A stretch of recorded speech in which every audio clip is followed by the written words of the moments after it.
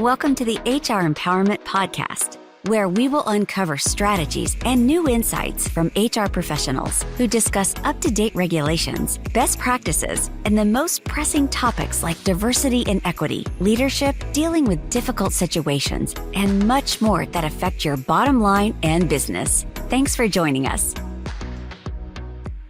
Hey everybody, Wendy Sellers here, the HR lady. I am back with JC. It's a pleasure to be back, Wendy. Thanks for having me here. And I am really curious about what advice you have for employers. My very solid advice for employers in 2023 is, even if you do not have any openings, please keep recruiting. Why? Because even in a slowdown, voluntary turnover is here to stay for a while. Sorry. 2022 may have ended in a flood of unfavorable layoff news, but new data suggests that the damage was minimal. Even with new staffing cuts announced, economists believe it could be a sign that 2023 job markets will get off to a strong start. According to the most recent Labor Department data, U.S. labor market posted a near historic low of 1.4 million layoffs, or less than 1% of the workforce in November. The same month rocked by headline-making staff cuts across all big tech. In the meantime, there were 10.5 million job openings, or about 1.7 vacancies for every available worker. Companies were barely backfilling the share of people leaving, with 6.1 million hires against 5.9 million separations, including both voluntary and involuntary terminations. And the enthusiasm for quitting has not subsided. In November 2022, 4.2 million people quit their jobs, marking the 18th consecutive month in which more than 4 million people voluntarily left the workforce. Wendy Sellers, back to you. 4 million people voluntarily left their jobs at the end of 2022. Just in time for the holidays. Yeah, right? They're like, oh, this turkey is so good. But yeah, it is definitely, that is huge. You know, at the end of last year, it's February 2023 when we're recording this, but at the end of last year is when the layoffs started and people started going, oh, I don't know what to do. And 4 million people said, I know what to do. I'm out of here. I'm going to take a job somewhere else.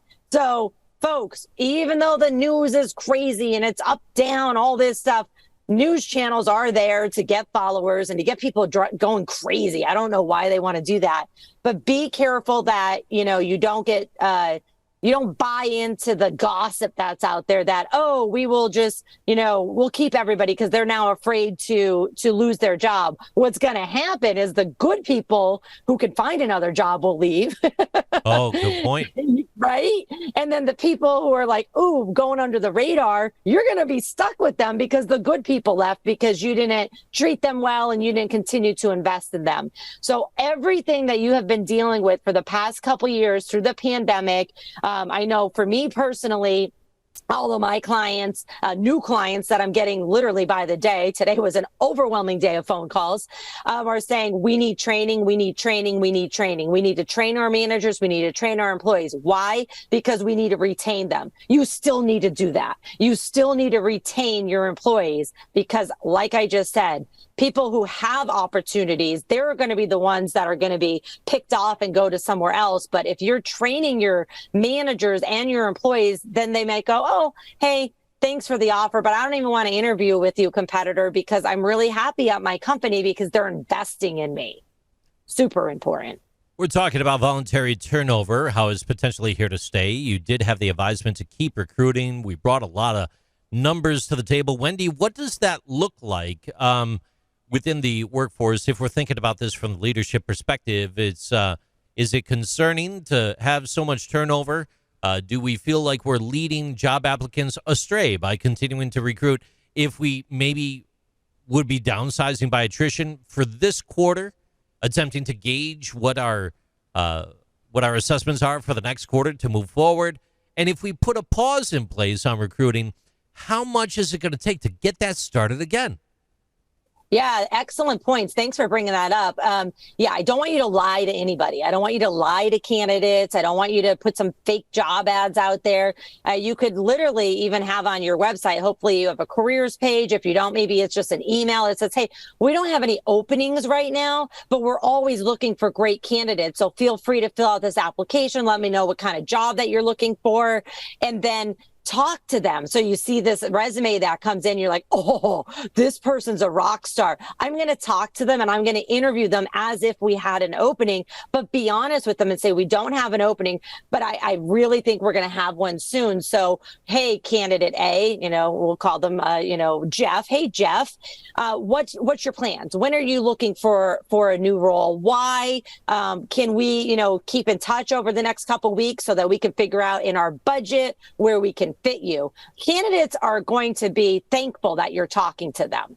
So make sure you're being honest, keep up the recruiting, don't lie to anybody, but make sure you also explain to your employees, like, listen, we don't want to stop building our team because you, we'll call somebody else, Mary, you work here, and I know that your long-term career path plans are X. And so I want to continue recruiting for somebody who could come in and fill your space when we promote you to the next place. So that way Mary won't be so scared of like, oh my God, are you replacing me? No.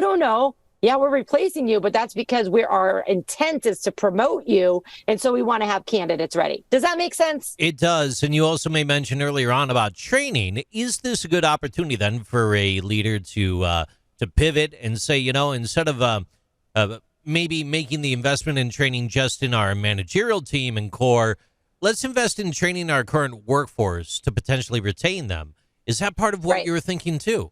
100%. So you should have all kinds of training. You could have your non-management workforce. You can give them opportunities to be a team lead and train them for that, to be a supervisor and train them for that. Even if you don't have an opportunity right now, you could say, I don't have an opportunity right now, but I'm going to have an opportunity, or we hope to have an opportunity. So go through this training now, and then we will make sure that, when an opening comes up, you are placed into that candidate pool.